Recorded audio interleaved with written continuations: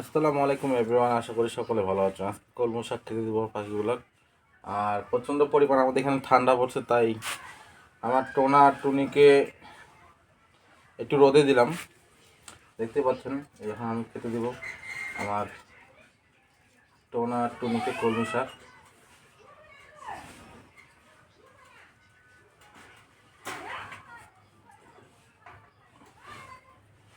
দেওয়া শেষ অলরেডি। আর এগুলো দিব আমার ডায়মন্ড আপ ঘুঘু আছে, তাদেরকে খেতে দিব।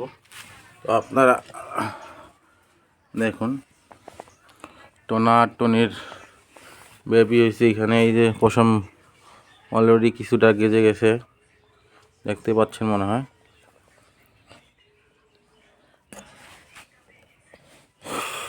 এই হচ্ছে আমার টোনা টুনির সংসার।